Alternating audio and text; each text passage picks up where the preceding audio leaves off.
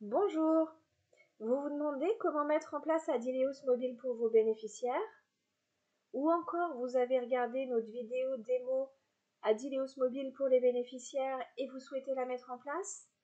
Cette vidéo est faite pour vous. Je vous montre aujourd'hui comment faire pour permettre à vos bénéficiaires d'avoir accès à Adileos Mobile. En fait, vous avez deux choix. Soit vous allez passer par le profil du bénéficiaire parce qu'il a déjà une consigne numérique solidaire, il connaît son identifiant et son mot de passe. Soit vous disposez du module de suivi individuel et vous allez passer par la fiche de bénéficiaire pour lui mettre à disposition ce service.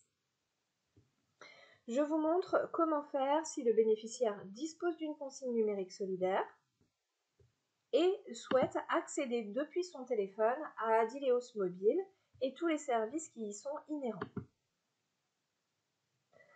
Je me suis connectée comme si j'étais un bénéficiaire. Sur la fiche du bénéficiaire, il faut être absolument sûr que ce numéro-là est bien le numéro de téléphone du bénéficiaire.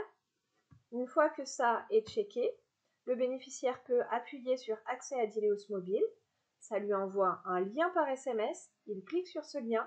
Il rentre ensuite son mot de passe de sa connexion pour aller sur son coffre-fort numérique et il accédera à Adileos Mobile.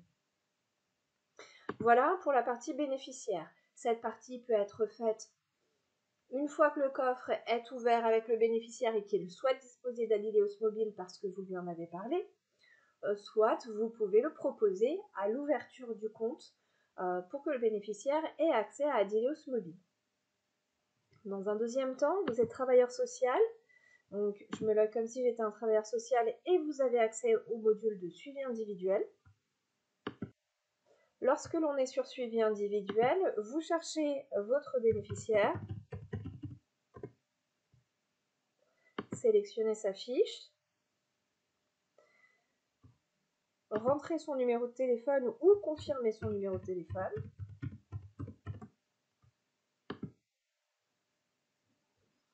Une fois le numéro de téléphone saisi, apparaît l'icône d'Adileos Mobile. Il suffit de cliquer sur le téléphone,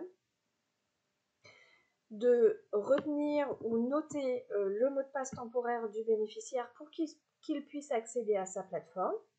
Ensuite, vous envoyez le lien au bénéficiaire.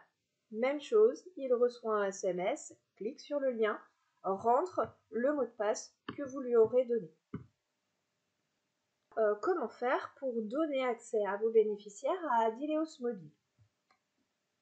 Par la suite, depuis une fiche de suivi, il y a plusieurs services qui en découlent. Soit le bénéficiaire et vous souhaitez dialoguer à travers la web app Adileos Mobile, et auquel cas vous pouvez échanger avec le bénéficiaire comme lui peut le faire grâce à la petite bulle qui est ici. Donc aujourd'hui, la bénéficiaire m'a envoyé un message auquel j'ai répondu et j'ai marqué son texte comme lu. Sur la première page de suivi individuel, j'ai également un visuel de tous les messages qui ont été reçus par la structure et qui sont non lus, et du nombre de messages qui me sont destinés en tant que référent social. D'autre part, si votre bénéficiaire ne bénéficie pas encore d'une consigne numérique solidaire, vous pouvez faire une ouverture depuis sa fiche de bénéficiaire, ce qui lui permettra d'avoir accès au niveau des services d'Adileos Mobile à la consigne numérique solidaire. Donc, depuis la fiche du bénéficiaire, ici, il y a possibilité de lui créer un compte DocDépôt.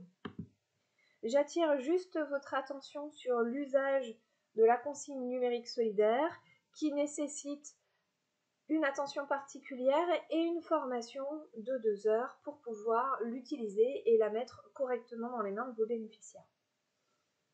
Voilà, j'ai terminé sur comment mettre en place Adileos Mobile pour vos bénéficiaires. N'hésitez pas à nous rappeler si vous avez des questions et passez une bonne journée.